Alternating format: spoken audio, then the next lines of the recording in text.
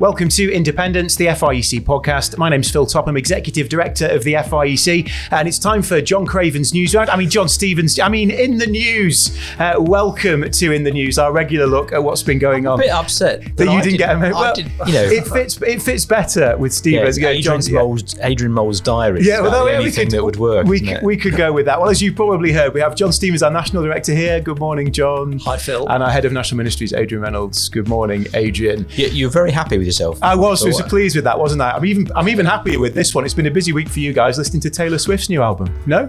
You been elsewhere? No. I did grow up with John Craven, though. News Round. You? Yeah. As a kid, I remember. I've been listening to Beyonce's new album. Have you? Yeah. So there. Well done. Cultural reference. Cultural pipe and smoke it. Excellent work. But in all seriousness, it has been a busy week. Lots been going on in the work and ministry of the FIEC. Adrian, just tell us. You've been at a couple of our local conferences. Just tell us about where they've been. It's worth saying, and we'll see this. Not just a lot going on in FIEC, but there's a lot going on in the Christian world. Yes. Things ramp up after Easter. It's kind of a busy period for lots of people, lots of different conferences, events that are put on, because we hope it gets a bit warmer and drier. Ha, ha, ha. Frost on the car this morning. Yeah, that's right. I've been at there have been 3 local conferences this week. I've been at 2 of them.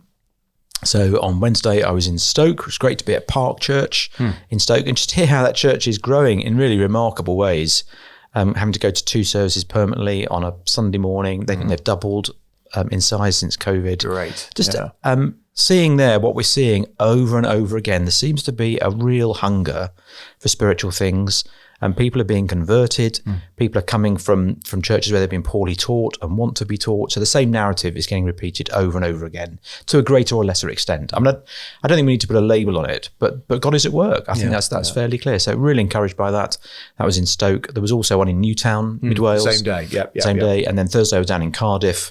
And again, hearing some of the same stories from people about what the Lord is doing and how the Lord is at work. Fantastic. And John, you've been serving in different contexts this week? This week and last week I've been actually 2 different conferences, both of which have been actually for preachers, helping people to kind of develop their preaching skills. So last week I was at the kind of Proclamation Trust Men in Ministry conference up at the Hayes in Swanwick with a group. And then this week I was doing something similar for the London Gospel Partnership through the London kind of Preachers Conference.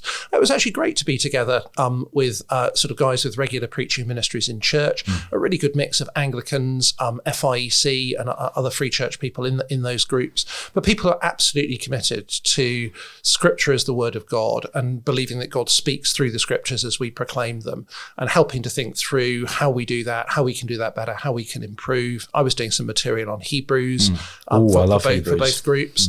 And then actually in both cases kind of leading a group helping people with their preaching. So in one group we were working through Hebrews, in the others we were listening to people's recently preached sermons and kind of then commenting on those.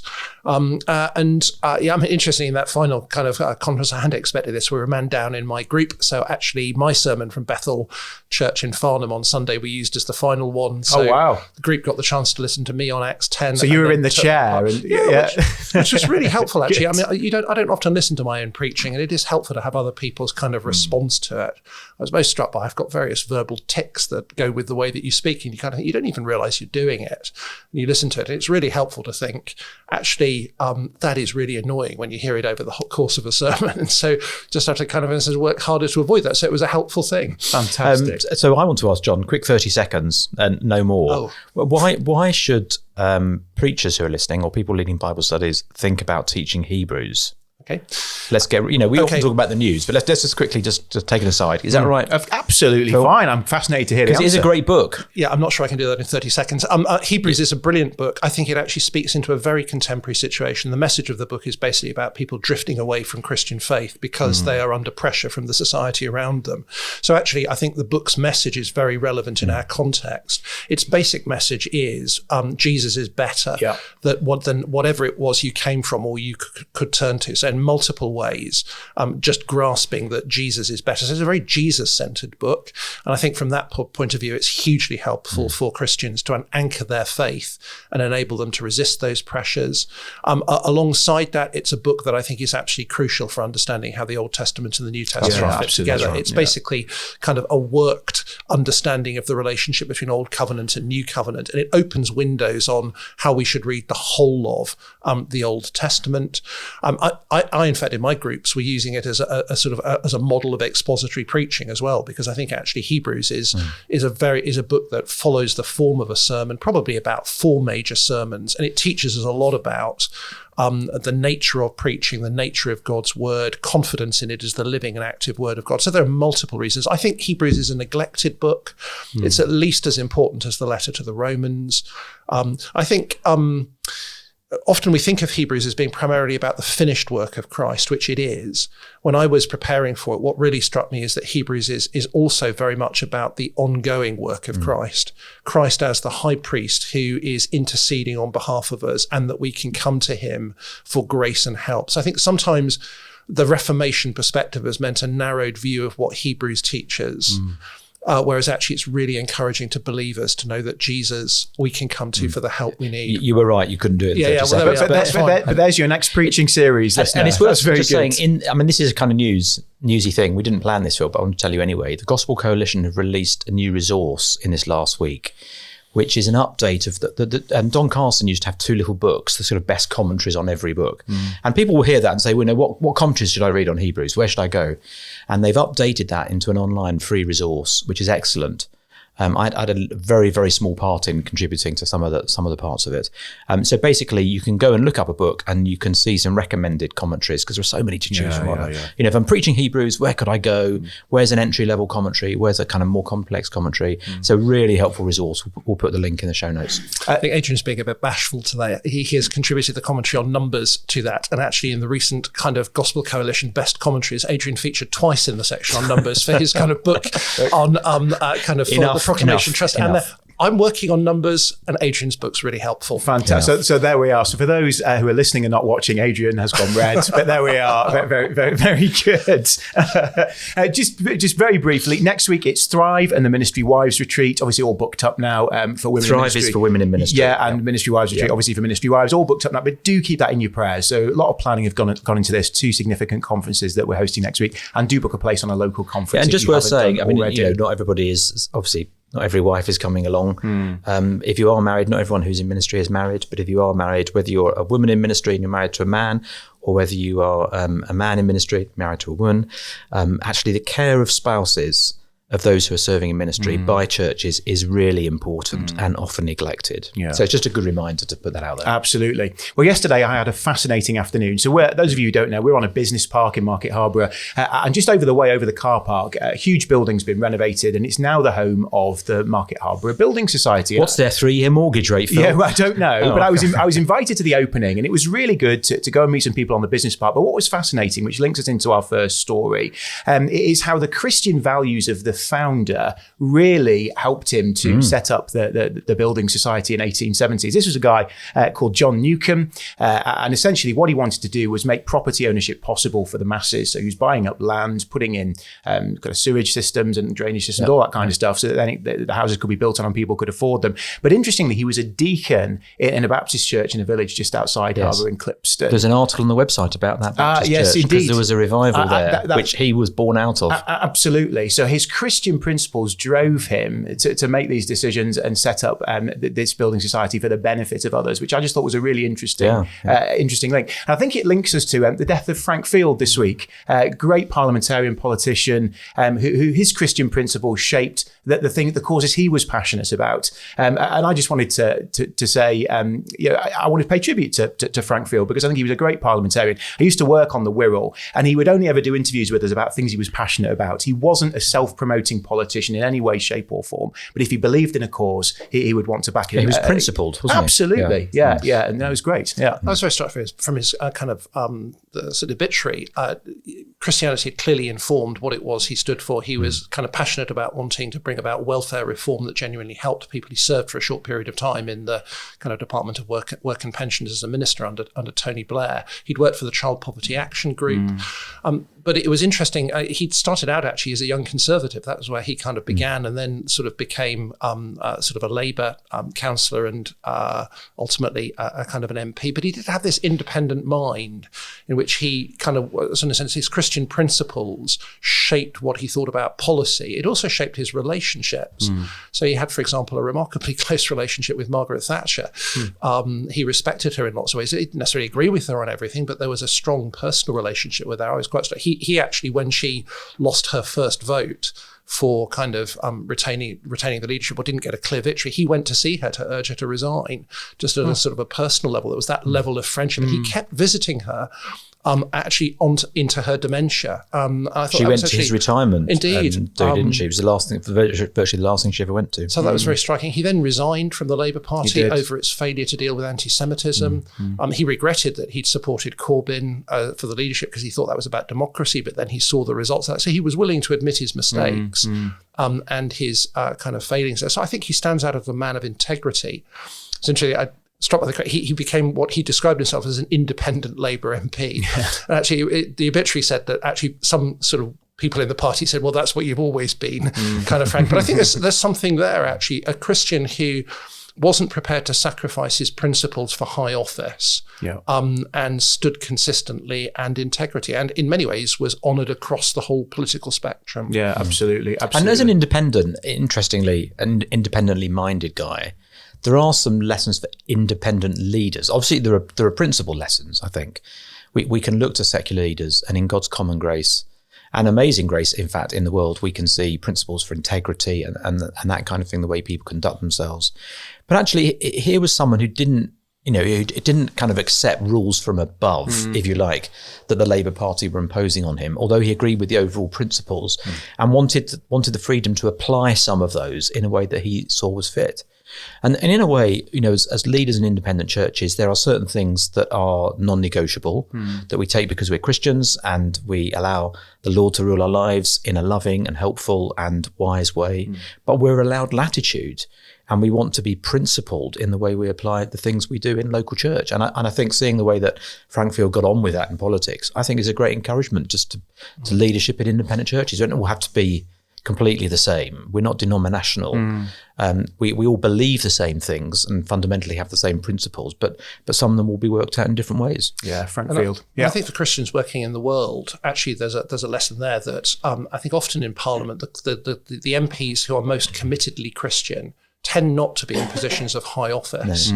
They tend to actually be working behind the scenes on the back benches, again, because they don't want to compromise their principles to actually sort of serve and support things that they don't agree with. So in a way, they don't necessarily enjoy as much career advancement as others do.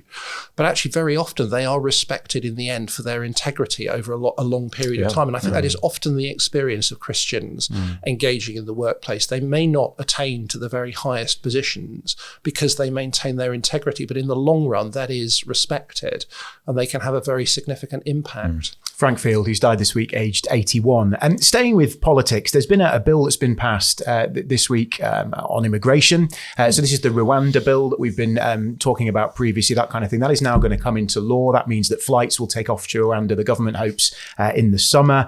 I don't know what the answer is to the immigration problem, but I was saying to a colleague yesterday, I'm not sure this is the answer. Am I wrong? Who wants to go first? Well, I'm not sure we know. And I have lots of sympathy for the government attempting to deal with what is a very difficult problem of illegal immigration, which is actually a worldwide problem. Some of that is people clearly fleeing situations of kind of war and conflict and persecution. Some is also people sort of who are economic migrants who are understandably seeking a better life elsewhere. And I think the situation of people crossing into the UK on small boats across the Channel is desperate. And we need to recognise it for what it is. It is a wicked trade conducted by people smugglers who don't care about the people they're bringing across. Many of those who are travelling on small boats, they are not necessarily the most vulnerable people from those countries because they've been able to pay very large amounts of money to be transported. So there is clearly a responsibility to care for refugees and provide them with shelter and safety. And I think that the challenge here is that it's easy to see this as a kind of a harsh policy sending people to Rwanda. Behind it is the desire to try to, I think, end the people smugglers kind of business. And I think it's right to remember that these people are coming actually largely from France, which is already safe. They could stay there. So people are coming to somewhere else because they want to. And the whole object has been to, in a sense, remove the incentive to kind of take the risk of that journey and mean that the people smugglers can't get money out of people. At one level, I think you can't say that is in and of itself an immoral policy. It is out of a desire to try to bring to end a kind of a trade which causes people to die and benefits the people smugglers. Australia did a similar thing in dealing with illegal kind of immigration.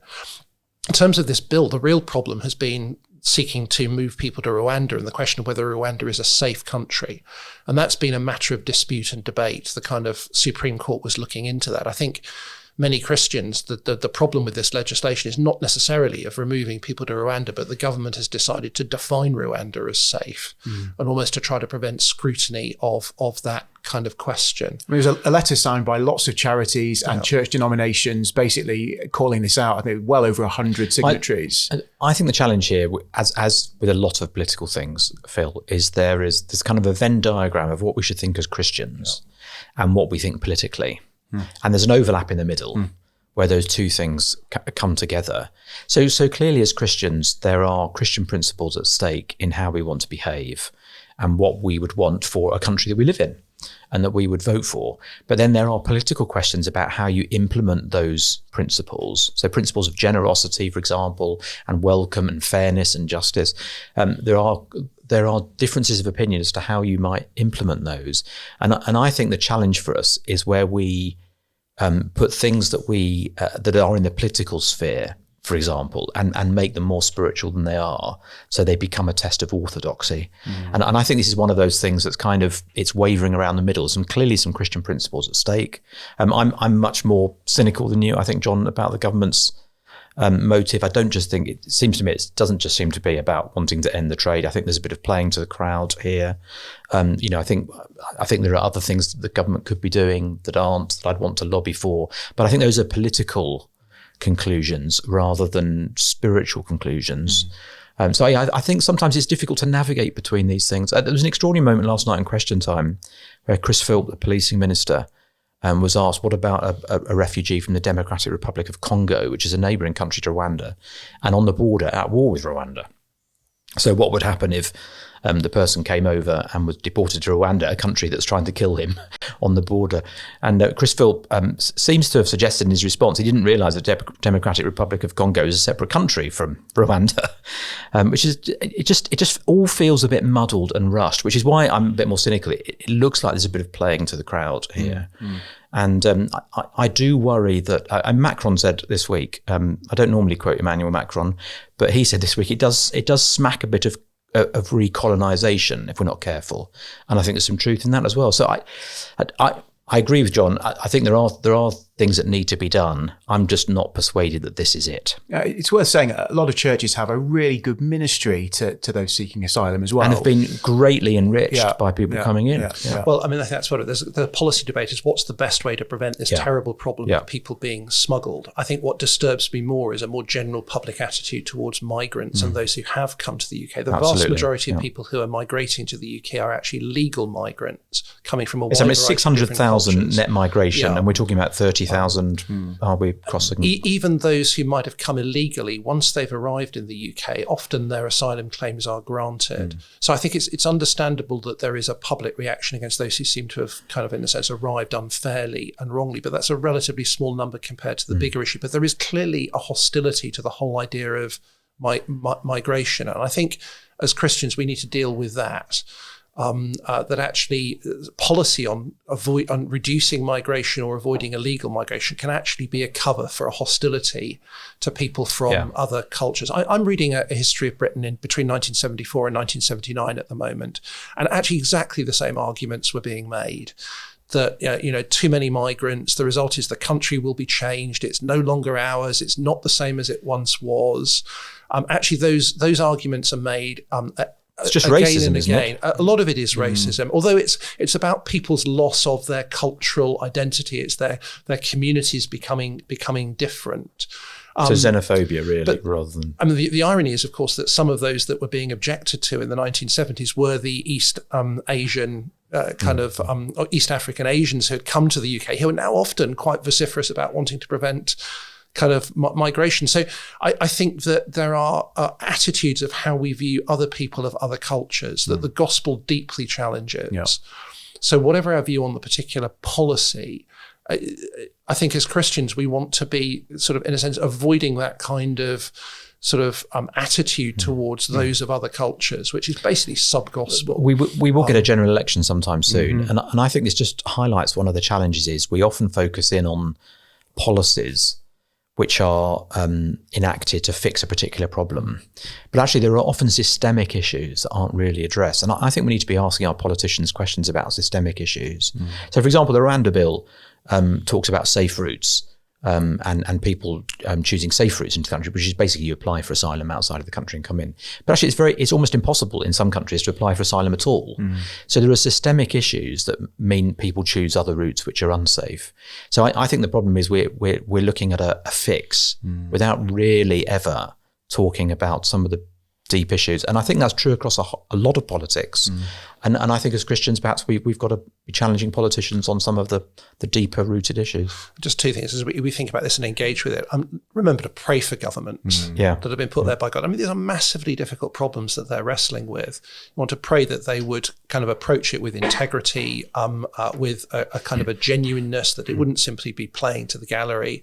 So I think pray for those that are kind of leading. And I think as we engage in debates on these things, it's easier to criticise. Let's think about whether we do think there is a viable alternative that will really resolve the issue. Enough, because you can say, we don't like that policy, but unless you actually have the ability to say, well, here is something better and it will work. So I think very often people don't like things and they have a rather naive view of something else is obviously going to solve the problem. Often that may not be the case, or it may have been tried.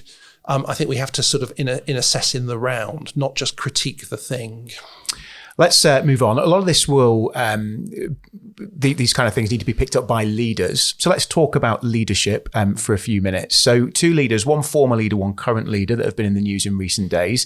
Our former Prime Minister Liz Truss, as she promotes her book. Has she written a book? She's written a book, a certain number of Time to Save the West, I think it's called. 10 years. 10 years, is that right? Next decade is crucial. And then Humza Yousaf, who's the Scottish First Minister, who's been in the news this past sort of 36 hours or so.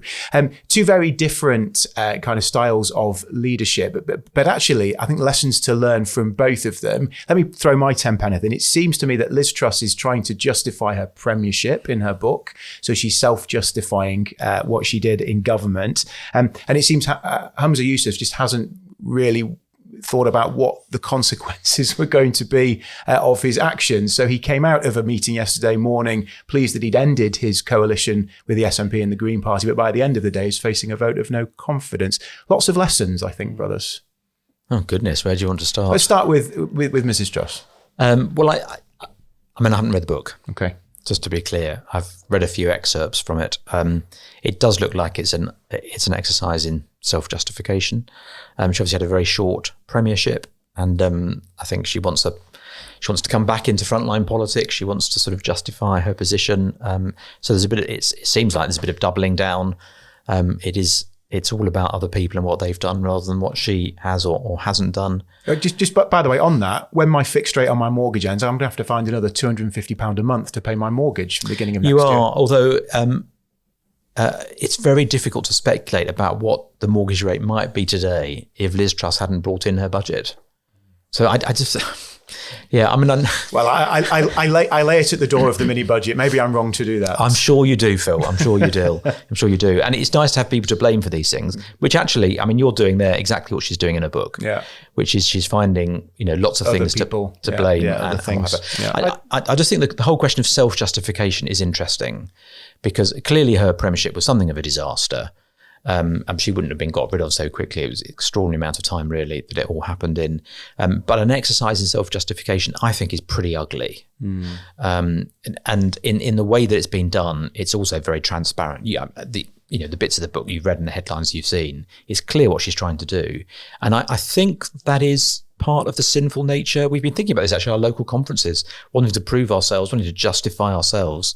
That's part of the sinful nature. And actually the gospel frees us from that. And as we've been working through this at the local conferences, interestingly, I found it quite a painful conference to lead, because every time I'm putting my heart on the line and trying to apply the teaching to myself, I realise actually these are quite deep-rooted sins that all of us carry, sort of the desire to and the feeling that we have to justify ourselves. But I think the gospel frees us from that. And I just want to say that was wonderfully liberating. Yeah, I mean, I don't want to say I have sympathy for Liz Truss. I mean, at one level, she didn't get a very big advance for the book, which meant that people didn't think that it was necessarily going to sell. I also haven't kind of read it, but I do think she must, in one level, you kind of wonder whether does she regret the way she handled her premiership, because she was handed this opportunity to be Prime Minister. She had a vision for how things needed to change, and at one level, she raises some very important questions about kind of the challenges that are faced for the future. She proposes a different set of solutions to those. But it's quite clear that she kind of sought to enact all of that immediately in a kind of a very rapid way, without necessarily taking account of all of the implications of that. It seems extraordinary that they weren't aware of, for example, the implications for pension funds of what they were doing in terms of the budget that they introduced. And that at one level, the book is self-justificatory, and there's almost seems to be little in the way of recognition of having actually, in a sense, brought that on herself by the way that it was done, and then a casting of blame to others on that score. But as leaders, that kind of having a strong view and kind of moving way too quickly, not understanding all of the circumstances and not taking people with you is a common kind of problem from which we can learn. And one of us, she seems to have little insight that is what happened, and she contributed to that. I guess Humza Yousaf's done something similar in terms of leaping to a decision which is then backfired very quickly. Yes, I mean, he was in a coalition government, leading a coalition government that had a very strong green agenda to it, because of the Green Party had a number of seats, 8 seats, I think. And they had a formal agreement. So it had boundaries set and limits set. He wasn't happy with that. And so that seems to have come to an end very abruptly. And then that will challenge his position. I think the Conservatives are going to introduce a no confidence vote. Be next week, I think. Be next week. So who knows what will happen there. But I think, it's interesting. But you've a lot of leadership is, not, perhaps the compromise isn't the right word, but it kind of is coalition. You're bringing together people with different views and different opinions. We've seen even someone like Frank Field in the Labour Party, but not agreeing with everything the Labour Party does. So a lot of leadership is bringing people together who have core beliefs about things, but will differ around the edges. And I think clearly he's just not been able to manage that. And I think that reflects on the party, probably reflects on him to some extent. I think so. I mean, he did become leader in very difficult circumstances for the SNP after sort of a long period of government, increasing problems, obviously kind of issues with his predecessor that have kind of continued still going to on, and the challenges that are there. It seems to me there are some fundamental issues about the SNP and his leadership of it, which again are relevant to church context. So the challenge for the SNP is it's not necessarily a politically coherent party. At one level, it exists to promote Scottish independence, but within the SNP, you have a very wide diversity of political views. So the SNP has always encompassed people who come from a more left-wing socialist perspective and people who come from a more conservative, kind of socially conservative perspective, and they held together by a common desire that Scotland be independent. If Scotland were independent, the SNP would split into separate parties that would have very different agendas for how to run Scotland. So he's trying to hold together a coalition. And I think one of the things that's happened is that being in government, they've actually lost a bit of perspective on what the core mission of the SNP is. So I think Alex Salmond has criticised from the outside that one of the problems here is losing the focus on independence instead of pursuing a raft of other policies, including socially kind of liberal policies, and as he would describe it, culture war policies.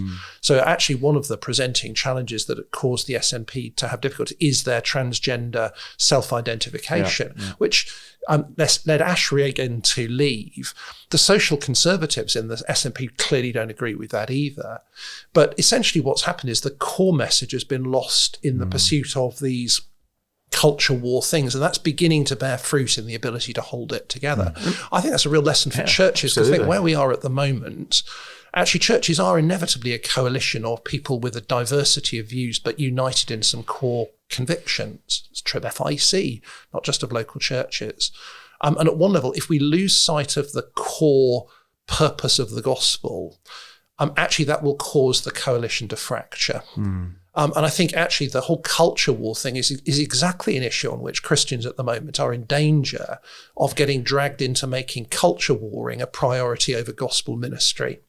And actually the result of that will basically be division, and that coalitions that were united primarily in common gospel convictions will find it harder to hold together, will find it harder to have leadership that holds them together, simply because the other things have been raised to the priority. And there's a sense in which maintaining unity requires some self-denial over other things that you might feel strongly about, but they're not the core thing. And I think he's probably not managed that particularly well. Very wise advice, John. Let's just finish with a quick story about Blackpool, where our leaders' conference is being held this year. You can book online, £235 before the end of June. But this is a story that the days of Blackpool rock could be numbered. This is possibly, I don't know why you've left it till the end. We should have gone in with this. Story. Yeah. So Blackpool rock is at risk from Chinese imports.